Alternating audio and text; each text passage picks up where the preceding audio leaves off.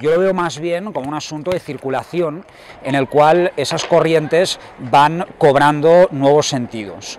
Parafraseando a Calvino, yo diría que una moda nunca termina de decir lo que tiene que decir y que volvemos a acudir a las modas del pasado como acudimos a los clásicos. There is this particular preoccupation with the past that maybe we should be concerned about at the moment. At the same time, I think it would be too easy to write off some of the music of the present that resembles the past in certain ways as being just simply a revival of the 80s or the 70s.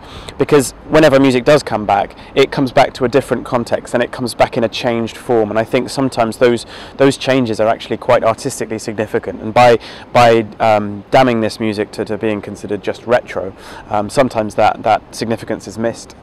Capitalist culture is obsessed with its own past, not just pop culture, but you know, the so-called high culture as well. And that's because essentially we're living in a dead society, so you know, it sees no future, it can only go backwards, it's got nowhere else to go.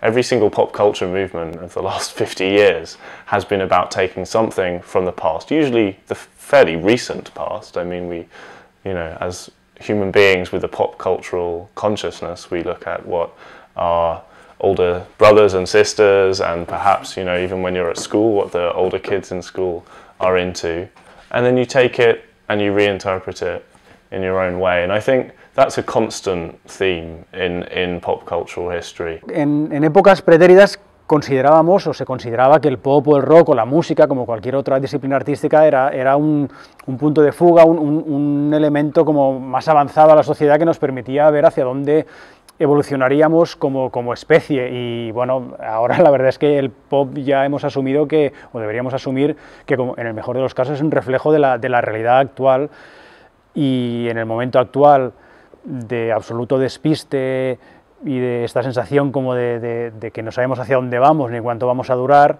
pues mirar hacia el futuro es bastante ingrato. Entonces seguramente mucha gente prefiere describir la realidad actual o, en el mejor de los casos, tirar hacia atrás y recrearse lúdicamente en otras épocas, aunque ni siquiera las haya vivido.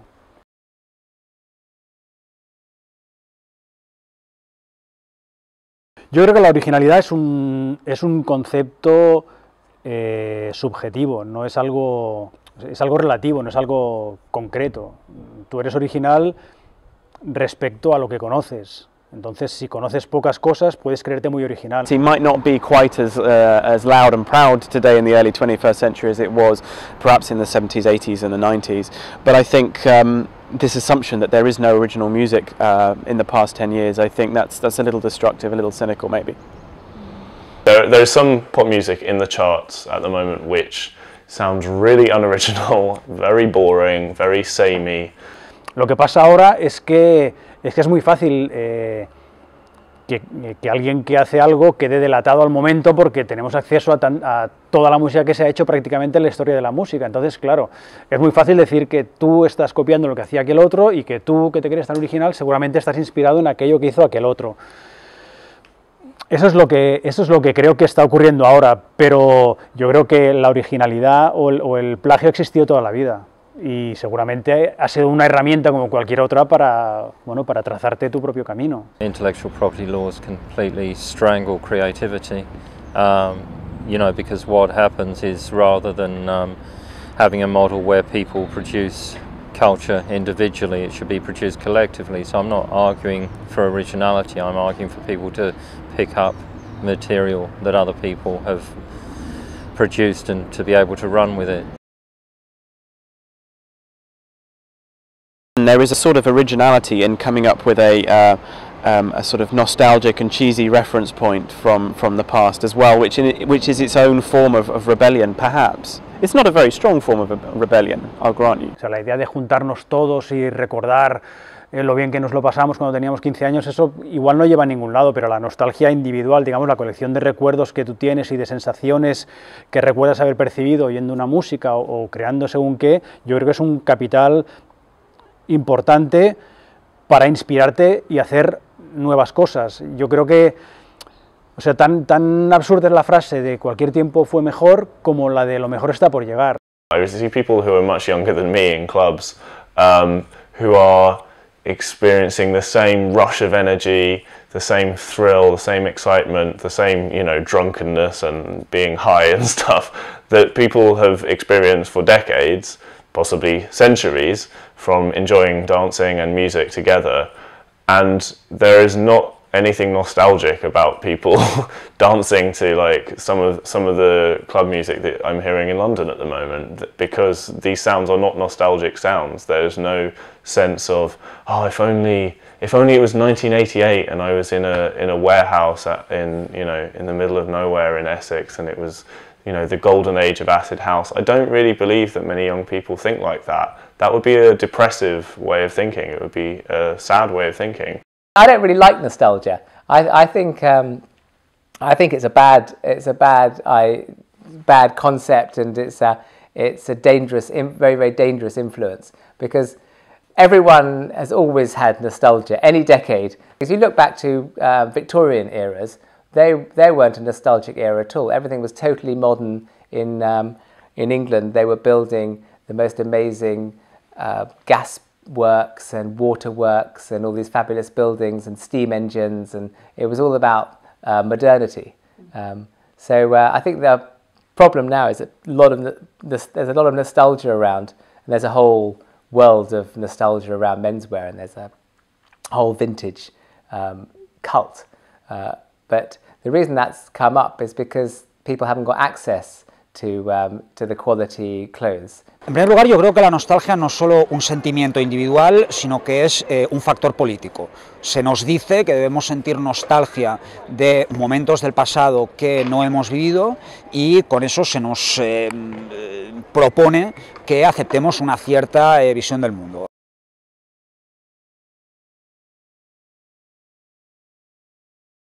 Es la parte menos creativa del recurrir al pasado. Se puede recurrir al pasado de forma mucho más interesantes. Una cosa es aprender del pasado y otra cosa es calcar el pasado. El calco en sí no tiene ninguna gracia, ni la ha tenido ahora ni la ha tenido jamás. What capitalist culture does is put the emphasis on the product, the commodity, whether it's the music or film or whatever else, whereas what's important is the kind of community that produces that culture is more important than the actual products of the culture. So capitalism puts everything back to front, which is again a reason why culture can't develop, because it should be creative. There is an irony, I think, in pop music and rock music being something that's for the young, something that's energetic and vigorous and rebellious, and then you get sort of 60, 70-year-old rock stars still doing it. There's a contradiction perhaps in terms there, but I don't think that it's necessarily anything to worry about. Maybe people get older, you know, we should still respect them when they do, and we should remember their achievements. Para mí, la cultura de la cita y de la referencia es una parte de la cultura pop. Lo que pasa es que la generación en la que están Reynolds, quizá tú y yo, incluso gente un poco más joven, puede ser, y lo digo hipotéticamente, la primera generación que asume con todas las de la ley que la cultura pop no es solo un modo de expresión de la subjetividad por medio del grupo, yo soy mod, yo soy punk, yo soy siniestro, sino que es en primer lugar un archivo, ¿no? Es decir, yo creo que antes de los años 80 no existió o no estaba tan establecida la idea de que el pop es un museo y que es una fuente de conocimiento. There was a lot more opportunities, it was less cynical than it is now. It's too overproduced and manufactured now. And if you think about some of the records that were being released in the 60s, they would never get a release these days.